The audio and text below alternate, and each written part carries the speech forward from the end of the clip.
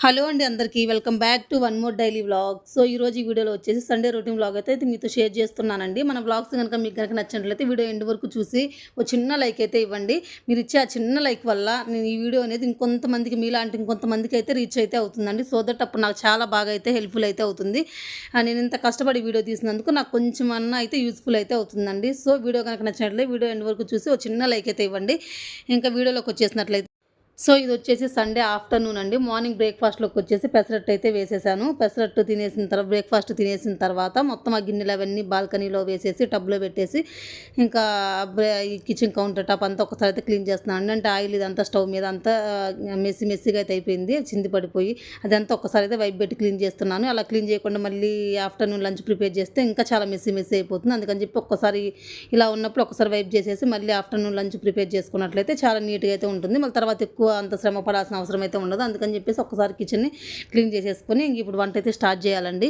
So ఈరోజు Sunday vlog వచ్చి చాలా మంచిగా అయితే షూట్ చేద్దాం అనుకున్నానండి. అంటే మాలాంటి క్రియేటర్స్ ఏమనుకుంటారంటే డైలీ మనం రెగ్యులర్గా తీసేటటువంటి వ్లాగ్స్ ఇంకొంచెం డిఫరెంట్గా, అంటే మీకు బోరింగ్గా అనిపించకుండా ఒక్కొక్క యాంగిల్లో మార్చుకుంటూ అట్లా చాలా బాగా day by day and improvement అనేది కొంచెం కొంచెం చూపించుకుంటూ ముందు రోజు తీసిన దాని వ్లాగ్ కంటే కూడా ఇంకొంచెం మంచిగా అలా చాలా బాగా అయితే ఈరోజు సండే వ్లాగ్ని అయితే ప్లాన్ చేశానండి. చాలా బాగా షూట్ చేద్దామని చెప్పేసి. సో మనం అనుకున్నవి అయితే ఏమి జరగవని చెప్పేసి అప్పుడప్పుడు అనిపిస్తుందండి. నేను ఒకలాగా అనుకుంటే ఇంకోలాగైతే జరిగిపోయింది. అదేంటి అని అనుకుంటే నేను ఆఫ్టర్నూన్ నుంచి ఈవినింగ్ నైట్ రొటీన్ వరకు అయితే వ్లాగ్ అయితే షూట్ చేద్దాం అనుకున్నానండి. పిల్లల్ని చాలా రోజులు అయితే అయిపోయింది, అంటే చాలా మంత్స్ అయితే అయిపోయింది, ఒక 4-5 మంత్స్ అయితే అయిపోతుంది అట్లీస్ట్ పార్కుకి తీసుకెళ్ళక. సండే కదా, ఎలాగో వీకెండ్ కదా. ఇంతకుముందు అక్కడ ఉన్నప్పుడు దగ్గరలో పార్క్ ఉండేది, ఇప్పుడు హౌస్ చేంజ్ అయిపోయాం కదా. ఇప్పటి నుంచి ఒక 15 మినిట్స్ అయితే టైం పడుతుంది. ఇంతకుముందు అయితే వాకబుల్ డిస్టెన్స్, పిల్లలు కూడా వెళ్ళేవాళ్ళు. ఇంకా చాలా రోజులు జరుగుతున్నారు. పిల్లలకు కూడా ఇంట్లో బోరింగ్గా అనిపిస్తుంది, వీకెండ్సే కదా అని చెప్పేసి పార్కు తీసుకెళ్దాం, అలాగే నాకు కూడా వీడియో కూడా వస్తుంది అని చెప్పేసి ఆఫ్టర్నూన్ నుంచి వ్లాగ్ అయితే స్టార్ట్ చేశాను. ఈవినింగ్ వరకు షూట్ చేద్దామని చెప్పేసి. సో ఇంకా మనం అనుకున్నవి లైఫ్లో అయితే ఎప్పుడు ఏమి జరగవండి. ఏ క్షణంలో అంటే ఇప్పుడు ఎలా ఉంటాము, ఇంకో హాఫ్ అన్ అవర్ 1 అవర్ తర్వాత ఎలా ఉంటాము అనేది మనకే తెలీదు. ఎలాంటి సిచ్యువేషన్స్ ఎదురైనా సరే, ఎలా అయినా సరే మనం ఆ లైఫ్ని అనేది అలాగా వాటిని మేనేజ్ చేసుకుంటూ అలా లీడ్ చేసుకుంటూ వెళ్ళిపోవడమే మన జీవితం అనేది. సో నేను ఎంత మంచిగా వ్లాగ్ అయితే షూట్ చేద్దాం అనుకున్నాను, మొత్తం అయితే అట్టర్ ఫ్లాప్ అయితే అయిపోయిందండి. మొత్తం ఇలా నేనైతే అప్సెట్ అయిపోయాను. ఇలా ఆఫ్టర్నూన్ వచ్చేసి ఇంక ఇప్పుడు ఇక్కడ లంచ్ అయితే ప్రిపేర్ చేస్తున్నాను. ఇంకా లంచ్ అయిపోయిన తర్వాత పార్క్కి వెళ్దామని చెప్పేసి అనుకున్నాం కదా. ఈవినింగ్ పిల్లలకి అంటే సండే వచ్చిందంటే పిల్లలకి హెడ్ బాత్ చేపిచ్చేస్తాను. ఎవ్రీ సండే కానీ సాటర్డే వీకెండ్స్ ఎక్కువ హెడ్ బాత్ అయితే చేపిస్తుంటాను. బ్యాగ్స్ ఉతకడం కానీ వాష్ చేయడం కానీ ఇట్లాంటివన్నీ కూడా నేను వీకెండ్సే పెట్టుకుంటూ ఉంటాను. సో అలా అని చెప్పేసి లంచ్ 3 కల్లా లంచ్ తినడం ఫినిష్ అయిపోయిన తర్వాత ఇంకా పిల్లలకి హెడ్ బాత్స్ అవన్నీ చేసి రెడీ అయ్యి 4 అట్లా పార్క్ వెళ్తే ఒక 2 అవర్స్ పార్క్లో స్పెండ్ చేసి 6 వచ్చి మళ్ళీ నైట్ రొటీన్ అట్లా తీసేసి నైట్ వరకు చేద్దామని చెప్పేసి అనుకున్నానండి.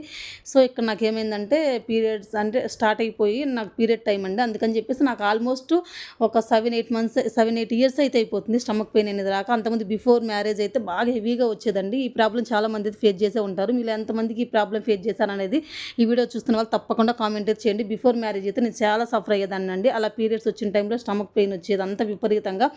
నాకు ఇప్పటికి మ్యారేజ్ అయ్యి 15 ఇయర్స్ అయితే అవుతుందండి. ఆఫ్టర్ మ్యారేజ్ తర్వాత ఒక 2-3 ఇయర్స్ ఏమో వచ్చింది మా పెద్ద బాబు ఉన్నప్పుడు. ఇప్పటి నుంచి ఒక 7-8 ఇయర్స్ నుంచి అసలు ఎప్పటికీ నాకు ఇంత స్టమక్ పెయిన్ కూడా రాలేదండి. అంత మంచిగా ఉండేదాన్ని, మంచిగా యాక్టివ్గానే పని చేసుకుంటూ ఉండేదాన్ని. సో ఇన్ని ఇయర్స్ గ్యాప్ తర్వాత నాకు ఈరోజు అయితే విపరీతంగా అంత స్టమక్ పెయిన్ వచ్చేసి మొత్తం బీపీ అంతా డౌన్ అయిపోయి అట్లా మొత్తం పడిపోయానండి. ఇంకా పార్క్ కూడా వెళ్ళలేకపోయాము. లంచ్ తినేసిన తర్వాత మొత్తం ఇట్లా అయితే అయిపోయింది. ఒకటి అనుకుంటే ఒకటి అయిపోయింది. పిల్లలు కూడా చాలా అప్సెట్ అయిపోయారండి. వాళ్ళకు కూడా ముందు 2 డేస్ నుంచే చెప్తున్నాను సండే రోజు పార్క్ వెళ్దాము, పార్క్ తీసుకెళ్తానని చెప్పేసి. సో ఇంకా అందుకని చెప్పేసి ఈరోజు చాలా పెద్ద వ్లాగ్ అయితే అసలు ఏం షూట్ చేయలేదండి. ఆఫ్టర్నూన్ వ్లాగే స్టార్ట్ చేశాను కాబట్టి ఆఫ్టర్నూన్కి ఓన్లీ లంచ్ ప్రిపేర్ చేయడం వరకే ఈ వీడియో అయితే ఇంతటితో అయితే ఎండ్ చేస్తున్నాను. ఇంకా నేను ఒకటి అనుకుంటే ఒకటిలాగైతే అయిపోయింది. సో ఇంక వీడియోలోకి వచ్చేసినట్లయితే ఇదైతే జరిగిందండి మొత్తానికి. అందుకని చెప్పేసి నేను చాలా చిన్న వ్లాగే పెట్టేస్తూ ఉన్నాను. ఇంకా ఆఫ్టర్నూన్ లంచ్లో సండే కాబట్టి సండే ఎలాగో నాన్ వెజ్ అనేది ఉంటుంది. అది ఏదైనా కానీ ఎవరి తగ్గట్లు వాళ్ళైతే తెచ్చుకుంటూ ఉంటారు. అది మటన్ కావచ్చు, చికెన్ కావచ్చు, ఫిష్ కావచ్చు. నేను లాస్ట్ వీక్ ఫిష్ తెచ్చితే పిల్లలు అసలు ఎవరు తెలియదండి ఇష్టంగా. అందుకని చెప్పేసి నాకు ఈసారి అయితే ఇంకా ఫిష్ తేవాలనిపించలేదు. అందుకని చెప్పేసి ఫ్రాన్స్ అయితే తెప్పించాను మా హస్బెండ్ చేత. ఇది కూడా వచ్చేసి సండే అనేది మనకు ఫిష్ కానీ ఫ్రాన్స్ కానీ ఎక్కడైనా సరే బయట మనకి ఫ్రెష్గా అప్పటికప్పుడు సముద్రం నుంచి తీసుకొచ్చి తెస్తూ ఉంటారు కదా. నేను ఎవ్రీ టైం వెళ్ళినప్పుడు అవే తెస్తుండేదాన్ని. మా హస్బెండ్ మార్నింగ్ తెస్తారు, లేదంటే ఆయన ఈవినింగ్ వస్తారు కదా, ఆఫ్టర్నూన్ నేనే తీసుకొచ్చుకునేదాన్ని వెళ్ళేసి. మార్నింగ్ తెస్తే ఆయన మటన్ ఇవన్నీ తెచ్చేవాళ్ళు, ఆయన లేనప్పుడు ఆఫ్టర్నూన్ వెళ్తే నేను మంచిగా తెచ్చుకునేదాన్ని అండి. ఇంకా మా హస్బెండ్కి చెప్తే తనైతే ఇట్లా బయట దొరికేవి ఇట్లా క్లీన్ చేసేవి కాకుండా మనకి ఇట్లా స్టోర్ చేసి పెడతారు కదా రిఫ్రిజిరేటర్స్లో, సూపర్ మార్కెట్స్లో, అట్లా అవి అయితే తీసుకొచ్చారండి. ఇవైతే మొత్తం ఐస్ అయితే ఫామ్ అయిపోయి గడ్డలాగా ఇట్లా అయిపోయినాయి మొత్తంగా. అవి వాటిని తీసుకొచ్చిన తర్వాత మళ్ళీ కొద్దిసేపు ఒక 15 మినిట్స్ వరకు అట్లా వాటర్లో వేసి పెడితే ఆ ఐస్ అనేది మొత్తం పోయి మనకి నార్మల్ స్టేజ్కి అయితే వస్తాయి. అది కూడా 2 ప్యాకెట్స్ తెచ్చారు. అది కూడా ఒకటి వచ్చేసి స్మాల్ సైజ్ తెచ్చారు, ఒకటి వచ్చి బిగ్ సైజ్ తెచ్చారండి. ఈ మగవాళ్ళు కొంతమంది అయితే కరెక్ట్గా తీసుకొస్తారు, కానీ మా హస్బెండ్కి అయితే అసలు ఏం తెలియదు. ఒకటి చెప్తే ఒకటైతే తీసుకొస్తూ ఉంటారు. అందుకని చెప్పి 90% ఆల్మోస్ట్ నేనే తెచ్చుకుంటూ ఉంటాను. అంటే ఏది చెప్తే అది కరెక్ట్గా అయితే అస్సలే తీసుకురారండి. చూడండి, 2 ప్యాకెట్స్ తీస్తే 2 ఒకటి చిన్నవి తెచ్చారు, ఒకటి పెద్దవి తెచ్చారు. అట్లా ఎలా కుక్ చేస్తారని కూడా వాళ్ళకి కొంచెం మినిమం కూడా ఉండదు. ఇంకా సో అలా అని చెప్పేసి ఇంక బయట తీసుకురాకుండా ఇంకా అట్లా అయితే తీసుకొచ్చారు. అవి మనకు సండే కాకుండా ఎప్పుడు కావాలంటే మనకి అవైలబిలిటీలో ఉంటాయి. అలా రిఫ్రిజ్లో స్టోర్ చేసి నాకు అస్సలు అయితే ఇష్టం ఉండదండి అవి.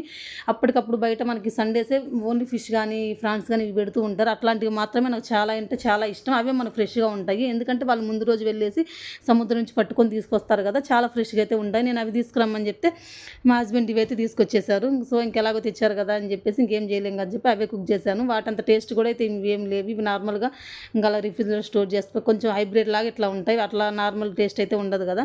సో ఇంక తెచ్చిన ఒకట్లా అని చెప్పేసి ఇంకా అదైతే కుక్ చేస్తున్నాను. ఇంకా నార్మల్గా కాకుండా గోంగూర వేసి అయితే చేద్దామని చెప్పేసి అనుకుంటున్నాను. ఇంకా ఒక్కసారి అయితే ఆ ఫ్రాన్స్ని అంతా నీట్గా క్లీన్ చేసి అయితే పక్కన పెట్టేసుకున్నానండి. సో ఇంక ఇక్కడ వచ్చేసి ఫస్ట్ గోంగూర అయితే ఉడికించుకుంటున్నాను. ఇందులో ఒక 4-5 మిర్చి వేసాను, అలాగే గోంగూర, దాంతోపాటు టమోటా అయితే ఒక్కటే వేసానండి. ఎందుకంటే గోంగూరలో మనకు పులుపు అనేది చాలా ఎక్కువగా ఉంటుంది కాబట్టి ఆ పులుపు అనేది మనకు కొంచెం సరిపోదు. ఆ గోంగూర పులుపు అనేది మనకు కొంచెం డిఫరెన్స్గా ఉంటుంది, అలాగే టమోటా పులుపు అనేది ఇంకొంచెం వేరియేషన్ అనేది ఉంటుంది. సో ఇంకా అందుకని చెప్పి ఓన్లీ ఒక టమోటా వేసేసి ఇంకొంచెం వాటర్ యాడ్ చేసి కొంచెం సాల్ట్ కూడా వేసేసి స్టవ్ మీద అయితే పెట్టేశాను. ఇది ఇలా నేను కలిపేసుకునే లోపు అదైతే కుక్ అయిపోతుంది. వెనిపేసుకొని పక్కన పెట్టేసుకోవచ్చు. ఇంకా ఈ లోపు వచ్చేసి ఫ్రాన్స్ని ఇక్కడైతే నేను ఒక్కసారి వాష్ చేసుకుంటున్నానండి. మనకు చేపలైనా సరే ఫ్రాన్స్ అయినా సరే ఇవి సముద్రం నుంచి తెస్తారు కాబట్టి నీసు వాసన అనేది కొంచెం ఎక్కువగా వస్తూ ఉంటాయి. అందుకని చెప్పేసి వీటిని కొంచెం సాల్ట్, పసుపు, అలాగే కొంచెం నిమ్మరసం పిండేసి ఒక 10-15 మినిట్స్ వీటిని మంచిగా ఫ్రెష్ చేసి ఇలా పిండేసినట్లు చేసేస్తే అన్నట్టు అందులో ఉన్నటువంటి నీసు వాసన అనేది పోతుందండి. ఈ పసుపు, ఈ నిమ్మరసం వేయడం వల్ల ఇలా మొత్తం ఒకసారి కలిపేసి మీకు టైం ఉన్నట్లయితే ఒక 10-15 మినిట్స్ అలా కలిపేసుకొని అలా కొద్దిసేపు మ్యాగ్నేట్ చేసుకొని పక్కన పెట్టేసుకోండి. అలా పక్కన పెట్టేసుకున్న తర్వాత మళ్ళీ ఒక్కసారి క్లీన్ చేసేసుకుంటే ఇందులో నుంచి కొంచెం ఆ స్మెల్ అనేది పోతుంది, పచ్చివాసన అనేది. ఇదిగోండి ఇక్కడ మొత్తం అయితే ఇలానే కలిపేసేసుకున్నాను. కొద్దిసేపు ఒక 5 మినిట్స్ అలా మొత్తం అన్ని ముక్కలకి పసుపు, నిమ్మరసం ఇదంతా పట్టేలాగైతే అంతా కలిపేసేసుకుంటున్నానండి. ఇంకా కలిపేసేసుకున్న తర్వాత ఇందులో నుంచి అనేది కొంచెం వాటర్ అనేది ఇట్లా వస్తూ ఉంటాయి. ఇంకా దీన్ని మళ్ళీ ట్యాప్ కింద పెట్టేసి ఒక్కసారి క్లీన్ చేసేసుకున్నట్లయితే వీటిని మళ్ళీ మనం ఇప్పుడు స్టవ్ మీద పెట్టేసుకొని ఈ ముక్కల్ని అయితే ఉడికించుకోవాలండి. అలా ఉడికించుకుంటే మనకి చాలా మంచిగా అయితే ఉంటుంది. అంటే కర్రీ చేయడానికి చాలా ఈజీగా ఉంటుంది. కర్రీ ప్రాసెస్ కూడా తొందరగా అయితే అయిపోతుంది. ఇదిగోండి ఒకసారి అయితే క్లీన్ చేసేసుకొని పక్కన పెట్టేసుకున్నాను. ఈ లోపు క్లీన్ చేసే లోపు నాకు ఇక్కడ గోంగూర కూడా అయితే ఉడికిపోయింది మెత్తగానే. ఇంకా దీన్ని తీసి పక్కన పెట్టేసుకొని మామూలు వెనిపేసుకొని పక్కన పెట్టేసుకోవాలి. ఇంకా పక్కన పెట్టేసుకున్న తర్వాత నెక్స్ట్ వచ్చేసి మళ్ళీ కర్రీ ప్రిపేర్ చేసుకోవడం కోసం స్టవ్ మీద కడాయి అయితే పెట్టేసుకున్నానండి. మనం ఆల్రెడీ కడిగి పెట్టేసుకున్నాం కదా పసుపు, నిమ్మరసం వేసి. ఇంకా వాటిని ఈ ఆయిల్లో అనేది కొంచెం మగ్గించుకోవాలండి కొద్దిసేపు. అలా చేసుకున్నట్లు మనకు చాలా బాగుంటుంది. ఆయిల్ కొంచెం హీట్ అయిన తర్వాత మనం ఆల్రెడీ కడిగి పెట్టేసుకున్నట్టు రొయ్య ముక్కలు వేసేసుకొని అంతా ఒకసారి తిప్పేసుకోవాలి. ఇవి ఇలా ఉడకడానికి చాలా టైం అయితే పడుతుందండి. మనకి కొంచెం టైం తీసుకొని చాలా ఎక్కువసేపు కొంచెం మన ఓపికతో వేయించుకోవాలి. ఇలా వేయించేటప్పుడు ఇందులో నుంచి మనకు వాటర్ అనేది రిలీజ్ అవుతూ ఉంటాయండి. చాలా వాటర్ అయితే వస్తుంటాయి. ఆ వాటర్ అంతా ఇదిగోండి మీకు వీడియోలో కనిపిస్తుంది కదా, ఇలా మనం ఇవి కుక్ చేసేంతసేపు ఇందులో నుంచి వాటర్ అనేది కొంచెంగా రిలీజ్ అవుతూనే ఉంటాయి. ఇలా వాటర్ రిలీజ్ అయ్యేటప్పుడు ఇంకా ఎక్కువసేపు ఉడికించుకున్నట్లయితే మనకు ఆ వచ్చినటువంటి రిలీజ్ అయినటువంటి వాటర్ ఏదైతే ఉన్నాయో అదంతా మంచిగా ఇంకిపోవాలి. ఆ ఇంకిపోయేంతవరకు ఇంకిపోయినట్లయితే కరెక్ట్గా మనకి ముక్కలన్నీ కరెక్ట్ కన్సిస్టెన్సీలో ఉడికినట్లు. ఇదిగోండి వాటర్ అంతా ఇనిగిపోయేంతవరకు కొంచెం ఎక్కువ టైం తీసేసుకొని అయినా సరే ఇలా కుక్ చేసేసుకోవాలి. ఇంక ఈ ప్రాసెస్లోనే మనకి ప్రాన్స్ కూడా కుక్ అయ్యే కొంది మనకి ముక్క అనేది చాలా చిన్నబడిపోతుందండి. సో నేను ఇక్కడ వంట చేస్తుంటే పిల్లలు అక్కడైతే మంచిగా ఆడుకుంటూ ఉన్నారు. ఇదిగోండి మీకు చూసారు కదా, మొత్తం కుక్ అయ్యేలోపు పెద్ద ఫ్రాన్స్ కూడా చిన్నగా అయిపోయినాయి. మరి చిన్నవి అయితే ఇంకొంచెం చిన్నగా అయితే అయిపోతాయండి, మీడియం సైజుగా అయితే అయిపోతాయి. చెప్పాను కదా నేను 2 టైప్స్ ఆఫ్ తీసుకొచ్చారు మా హస్బెండ్ అని చెప్పి, ఒకటి పెద్దవి ఒకటి చిన్నవి. చూడండి చిన్న సైజు అయితే ఇంకా చిన్నగా అయిపోయినాయి, అలాగే బిగ్ సైజు వచ్చేసి కొంచెం మీడియం సైజుకి అయితే వచ్చేసాయి. 2 రకాలైతే ఇక్కడ నేనైతే యూజ్ చేశాను. సో ఇలా ఇంకా వాటర్ అంతా ఇనిగిపోయేంత కుక్ చేసుకున్న తర్వాత దాన్ని సపరేట్గా ఒక ప్లేట్లో తీసేసుకొని పక్కన పెట్టేసుకున్నాను. మా పిల్లలు ఇలాగే ఒట్టి కూడా ఇట్లా కూడా తినేస్తారండి, చాలా ఇష్టంగా అయితే తింటారు. అవి ఇంకా అట్లానే కొంచెం అందులో ధనియాల పొడి, పెప్పర్ పొడి, ఇంకెట్లా కొంచెం మసాలా వేసుకుంటే ఫ్రై అయితే అయిపోతుంది. అలా కూడా హ్యాపీగా తినేయచ్చు. కాకపోతే మన రైస్లో తినడానికి వీలవ్వదు కదా, అందుకని చెప్పేసి నేను కొంచెం ఎక్కువగా తెచ్చినప్పుడు అలా ఫ్రై కూడా చేస్తూ ఉంటాను. ఇంకా లేదు ఓన్లీ తక్కువే తెచ్చాము, ఓన్లీ కర్రీనే చేయాలి సరిపోదని అనుకున్నప్పుడు ఓన్లీ కర్రీనే చేస్తూ ఉంటాను. సో కర్రీ ప్రిపేర్ చేయడం కోసం సేమ్ అదే కడాయిలో కొంచెం ఆయిల్ వేసుకొని ఆయిల్ హీట్ అయిన తర్వాత బిర్యానీ స్పైసెస్ చెక్క, లవంగా ఇవన్నీ అయితే వేసేసానండి. ఇందులో కొంచెం ఆనియన్స్ అనేవి కొంచెం ఎక్కువగానే పడతాయి. నేను ఒక 2, 3 ఆనియన్స్ మీడియం సైజులో ఇలా సన్నగా తరిగేసేసుకున్నానండి. అందులోనే మనం కారానికి తగ్గట్లుగా మిర్చి అలాగే కరివేపాకు కూడా వేసేసుకొని కొంచెం సాల్ట్ వేసేసుకొని ఈ ఆనియన్స్ అనేవి కొంచెం మెత్తబడి అంతవరకు కుక్ చేసుకోవాలి. ఇవి ఇలా కుక్ అవుతున్నప్పుడు మనం ఇందులోనే కొంచెం అల్లం వెల్లుల్లి పేస్ట్ అది కూడా ఫ్రెష్గా దంచుకున్నది అయితే వేసుకోండి. ఫ్లేవర్ కూడా చాలా అంటే చాలా బాగుంటుంది. నేను కూడా అయితే ఇంకా రీసెంట్గా ఊరు వెళ్ళాల్సి వస్తుంది కదా, సమ్మర్ హాలిడేస్ అయితే ఊరైతే వచ్చాయి. అల్లం పేస్ట్ అయితే అయిపోయిందండి. మళ్ళీ ఇప్పుడు ప్రిపేర్ చేసుకుంటే వేస్ట్ అవుతుంది కదా అని చెప్పేసి ఒక 10 days నుంచి అయితే అల్లం పేస్ట్ అయితే ప్రిపేర్ చేయట్లేదు. అప్పటికప్పుడు దంచేసుకొని వేసేసుకుంటున్నాను. సో నాన్ వెజ్ కర్రీస్లోకి ఎప్పుడైనా సరే మనకు ఉన్నా కానీ అలా దంచేసుకొని వేసుకున్నట్టయితే ఫ్లేవర్ అనేది చాలా బాగుంటుంది. కాకపోతే మనం ఉన్నటువంటి బిజీ షెడ్యూల్లో అలా దంచి వేసుకోవాలంటే అసలు అవ్వదు కదా. అందుకని చెప్పి ముందు నుంచే మనం కొంచెం స్టోర్ చేసి పెట్టేసుకున్నట్లయితే ఇట్లాంటి ఏమైనా సరే వీక్లీ మీల్ ప్లానింగ్ అలా చేసుకున్నట్లయితే మనకు వంట చేసేటప్పుడు మన ప్రాసెస్ అనేది చాలా ఈజీ అయితే అవుతుంది. సో అలా అల్లం పేస్ట్ కూడా పచ్చివాసన పోయేందుకు ఫ్రై చేసేసుకున్న తర్వాత కొంచెం పసుపు అలాగే కారం అనేది మన స్పైస్గా తగ్గట్లు వేసుకోవాలి. కొంచెం పిల్లలు తింటారు కాబట్టి కొంచెం తక్కువ వేసానండి. కాకపోతే నాన్ వెజ్ కర్రీలో కొంచెం ఎక్కువగానే పడుతుంది. కారం తక్కువ వేసినట్లయితే మనకి ఆ నీసు వాసన అనేది బాగా తెలుస్తూ ఉంటుంది. కొంచెం ధనియాల పొడి వేసేసుకొని ఈ స్పైసెస్ అన్ని కొంచెం ఆయిల్లో మగ్గించుకోవాలి. ఇలా మగ్గిన తర్వాత మనం ఆల్రెడీ కుక్ చేసి పెట్టేసుకున్న రొయ్య ముక్కలు ఏవైతే ఉన్నాయో అవి కూడా వేసేసుకొని ఒక్కసారి అయితే తిప్పేసుకోవాలి. ఇలా రొయ్య ముక్కలు కూడా వేసేసుకొని ఆయిల్లో తిప్పేసుకున్న తర్వాత ఆ మసాలా ఏదైతే ఉన్నాయో అవన్నిటి కూడా ఈ పీసెస్కి బట్టి మంచిగా ఫ్లేవర్ అనేది మనకు తినేటప్పుడు చాలా మంచిగా తెలుస్తుంది. ఇదిగోండి ఒక్కసారి అంతా మిక్స్ అయ్యేటట్టయితే ఒకసారి కలిపేసుకొని దీన్ని కూడా ఒక 5 minutes అలా కుక్ అవ్వనివ్వండి. అలా కుక్ అయినట్లయితే ఆ స్పైసెస్ అన్ని ముక్కలకు బట్టి చాలా బాగుంటుంది. ఇలా కుక్ అయిన తర్వాత ఒక 5 minutes తర్వాత ఆఫ్టర్ 5 minutes తర్వాత మనం ఆల్రెడీ గోంగూరని ఉడికిచ్చేసుకొని వెనిపేసుకొని పక్కన పెట్టేసుకున్నాం కదా, ఆ గోంగూరను కూడా తీసేసుకొని ఇందులో అయితే వేసేసుకోండి. ఈ గోంగూర కూడా మనం తీసుకునే రొయ్యల క్వాంటిటీ తగ్గట్లుగా తీసేసుకోండి. కొంచెం ఒక 1/2 kilo వరకు అయితే ఒక పిరికెడు గోంగూర అయితే సరిపోతుందండి. నేను వీడియోలో చూపించాను కదా, నేను తీసుకున్న రొయ్యల క్వాంటిటీకి అలాగే నేను తీసుకున్నటువంటి గోంగూర క్వాంటిటీకి ఒక కట్టకి కరెక్ట్గా అయితే సరిపోయిందండి. మరి గోంగూర ఎక్కువ వేసినా పులుపుగా బాగుంటుంది. అప్పుడు రొయ్యల ఫ్లేవర్ అనేది మనకు అస్సలు తెలియదు. అలాగే రొయ్యలు ఎక్కువ వేసి గోంగూర తక్కువ వేసినా సరే మనకు గోంగూర ఫ్లేవర్ కూడా అస్సలు తెలియదు. రెండు ఈక్వల్గా తీసుకున్నప్పుడు మాత్రమే ఆ గోంగూర ఫ్లేవర్ ఆ రొయ్యల ఫ్లేవర్ అనేది మనకు కరెక్ట్గా అయితే తెలుస్తుంది. నేను తీసుకున్నటువంటి క్వాంటిటీకి నాకు ఎగ్జాక్ట్ కరెక్ట్గా అయితే సరిపోతుంది. మీకు వీడియోలో కూడా కనిపిస్తుంది కదా చాలా క్లియర్గా. ఇలా ఈ కన్సిస్టెన్సీలో ఇలా నేను తీసుకున్నటువంటి రొయ్యలకి కరెక్ట్గా ఒక కట్ట అయితే కరెక్ట్గా ఇలా ఈ కన్సిస్టెన్సీలో అనేది మన కర్రీ అయితే వస్తుందండి. సో అలా గోంగూర కూడా వేసేసుకుని అంతా ఒకసారి రొయ్యలు మిక్స్ చేసేసుకున్న తర్వాత మనకి గ్రేవీ కన్సిస్టెన్సీ తగ్గట్టు కొంచెం నేను ఇక్కడ కొంచెం చూసుకుని అయితే వాటర్ అయితే యాడ్ చేస్తున్నాను అండి.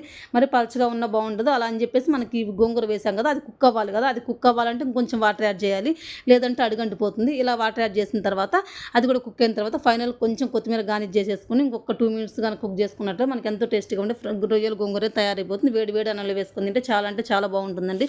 సో మేమందరం కూడా లంచ్ అయితే తినేసాము. లంచ్ తినేసిన తర్వాత ఇంకా పార్క్ అట్లా అయితే ఏం వెళ్ళలేదండి. ఇంకా చెప్పాను కదా ఇలా అయితే అయిపోయింది. అందుకని చెప్పేసి ఇంక ఈ వీడియో అయితే ఇంకా ఎక్కువ షూట్ అయితే చేయలేదు. ఇంకా నా వల్ల అయితే అస్సలు అవ్వలేదండి. ఇంకా అందుకని చెప్పేసి ఈ వీడియో అయితే ఈరోజు ఇంతటితో అయితే ఏం చేస్తున్నాను. ఒక్కసారి మీరు కూడా ఈ ప్రాసెస్లో ఫ్రాన్స్ గోంగూర ప్రిపేర్ చేయండి. చాలా టేస్టీగా అయితే ఉంటుంది. నేను ఈరోజు ఆఫ్టర్నూన్ నుంచి ఈవినింగ్ నైట్ రొటీన్ వరకు చాలా మంచిగా అయితే వీడియో షూట్ చేద్దాం అనుకున్నానండి. అస్సలైతే వీలు అవ్వలేదు. ఇంకా 2 days వరకు అయితే ఎలా ఉంటుందేమో కూడా అస్సలైతే చెప్పలేను. సో అందుకని చెప్పేసి ఈ వీడియో ఇంత చిన్న వ్లాగ్తో ఈ వీడియో అయితే ఇంతటితో అయితే ఏం చేస్తున్నాను అండి. వీడియో ఎలా అనిపించిందో తప్పకుండా కామెంట్ చేయండి. మరొక మంచి యూస్ఫుల్ అయ్యేటటువంటి వ్లాగ్తో మళ్ళీ కలుద్దాం. అంతవరకు కీప్ వాచింగ్. ఓకేనండి, బాయ్.